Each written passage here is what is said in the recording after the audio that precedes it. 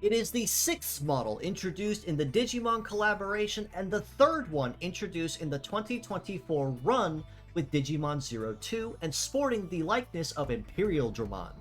It is DGM05 Imperial Drago, with a mostly new kit of Hyper Break, Hyper Laser, Power Sword, biped legs, and a brand new leg ability called Heroic, which simply explained boosts the amount of CG gained with any action completed.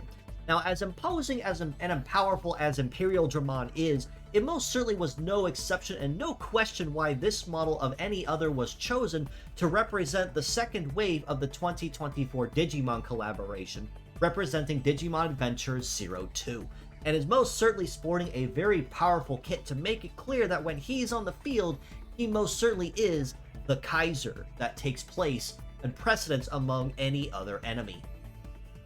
Hyper Break on the head part is a shooting-based gravity attribute skill that we only saw one other time before with the Nadesico collaboration.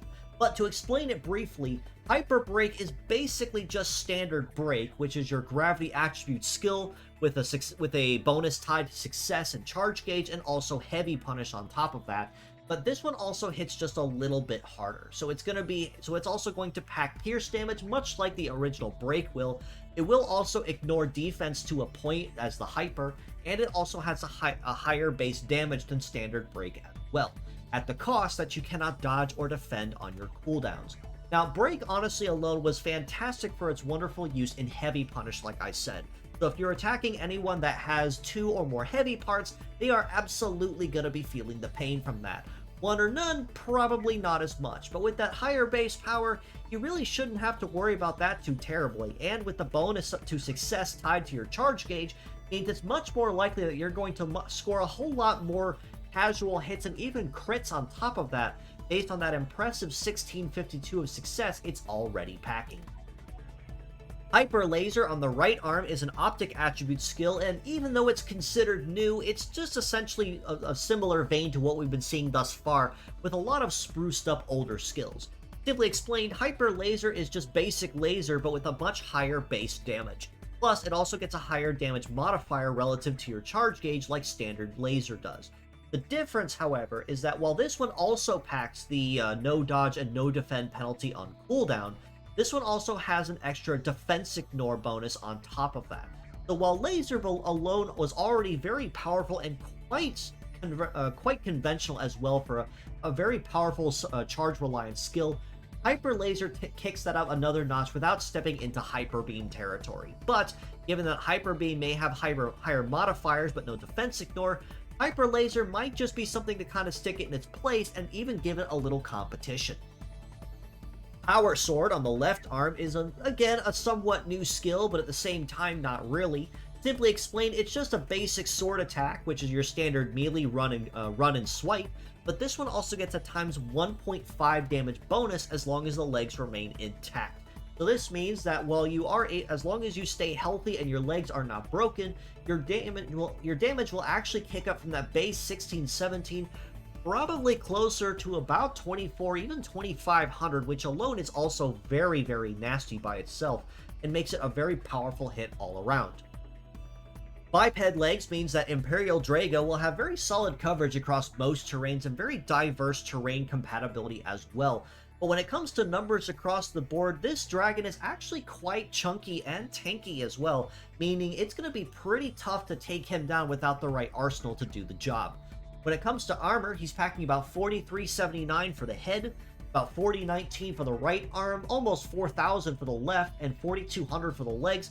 This is a pretty chunky fellow.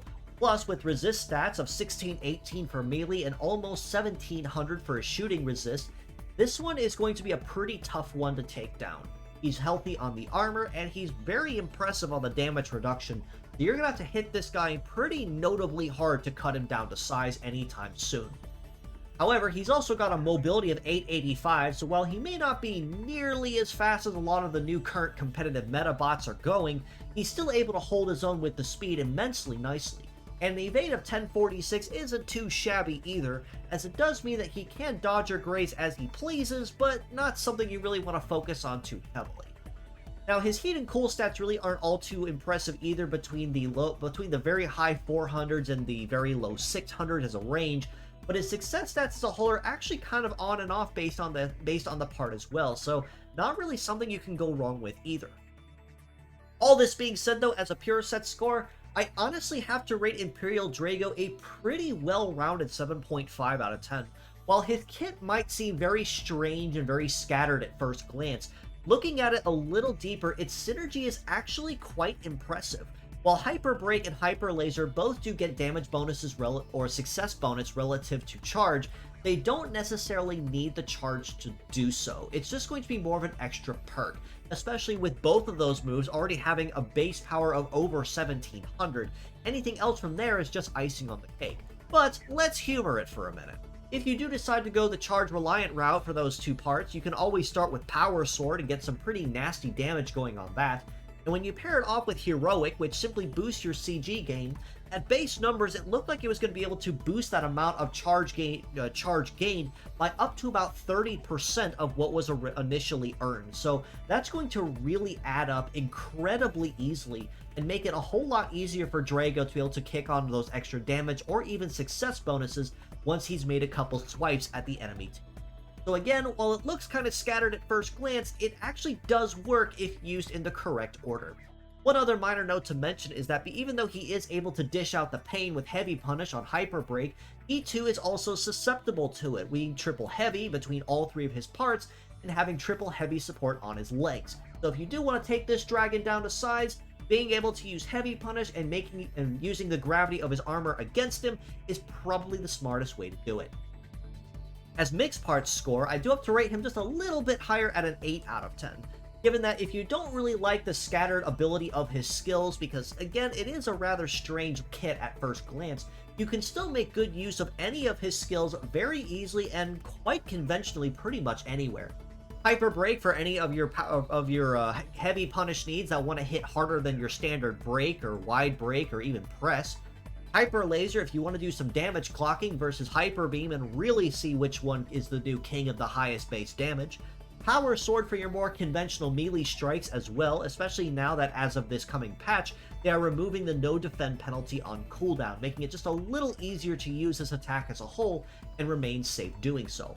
And Biped Legs with Heroic means it's going to be a fantastic leg choice for anyone that is CG reliant. So whether you can pair it off with someone that uses full charge or any attacks that build charge over time, this will be a very good leg you can use to complement it very easily and very quickly.